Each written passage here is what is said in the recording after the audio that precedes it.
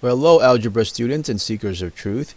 In this video, we are going to increase our understanding of quadratic function by looking at kind of a new scenario here. So let's just read it and then we'll work on it.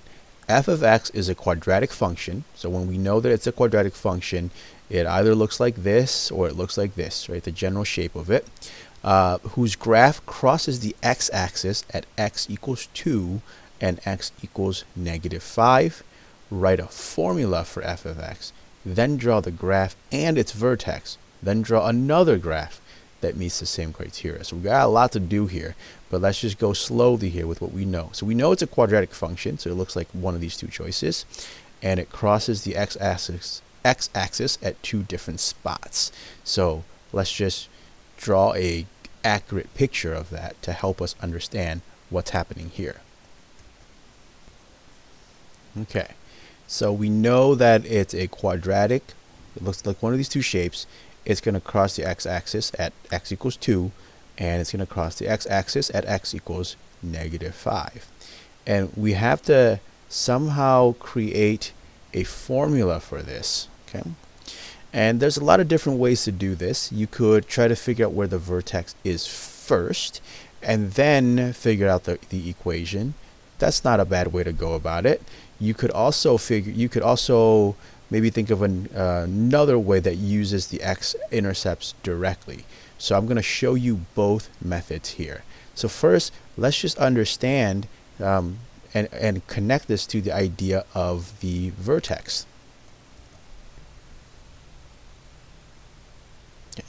So if we know that these 2 points are there and there, the vertex has to be in between, or the line of symmetry has to be exactly in between these two. So what's the midpoint between -5 and +2? Well, that's going to be right here. It's going to be x equals -1.5. Okay? So this is -3/2 for sure. So this is going to be our line of symmetry. And so now we know that the vertex is going to be somewhere in between those 2 points. And so we can start building our equation. We know that it has to look like this. It's going to be x plus 3/2 quantity squared plus or minus something. Now, if you look at this problem, it doesn't tell us a whole lot. It tells us that we just have to produce an equation of a graph that has these 2 points right here on it. And so we could put almost any number we want here because it doesn't tell us the y value of the vertex. So let's see. Maybe we could put in like 4. Okay. Why 4? Well, just because it happens to be a number that works as long as it's here. Right, so you can actually put almost any number you want. Actually, you can put almost any number you want except right here at -3/2. And this was almost correct. We know that when we plug in, I'll make the XY chart again. We know that when we plug in 2, we're supposed to get 0, and when we plug in -5, we're supposed to get 0. So we have to test that this actually works. Now, just as we did before, we know that in order to make this work, there's like a multiplier here in the front. So we have to try and figure out what this multiplier is. Okay. So we'll just use the first point here. We'll use 2, 0 to test it. So we know that when we have x equals 0,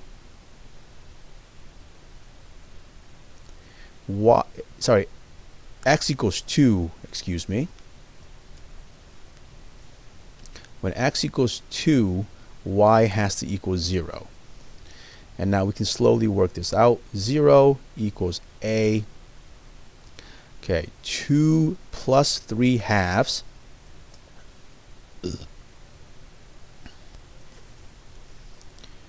That is 7/2 squared plus 4. So 0 is equal to 49 over 4 plus 4, then then subtract 4 from both sides, and 49 over 4a is equal to negative 4. Then we're going to multiply both sides by the reciprocal of 49 over 4. So we get negative 16 over 49, and that's equal to a. So one way that we could write this function is to say negative 16 over 49 times x plus 3 over 2 quantity squared plus 4. Okay? So that's totally possible, and this is one possible answer to this problem. If you were to plug in negative 5 or 2, you would get 0, and if you were to plug, you can test this for yourself. In the interest of time, though, I'm gonna move on and show you a slightly different way to approach this problem. Okay, so the way we've done here is using the idea of the vertex, trying to figure out the vertex.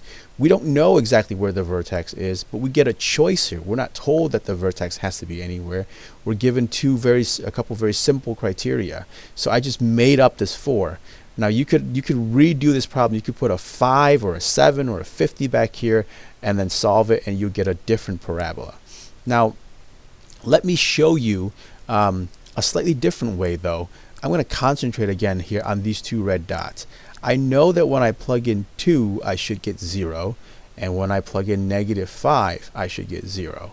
And maybe a certain light bulb will go off when you start to think about this deeply enough. Like, what is an equation that when you set it equal to 0, what is an equation where if you set it equal to 0, you would have 2 different answers? Okay?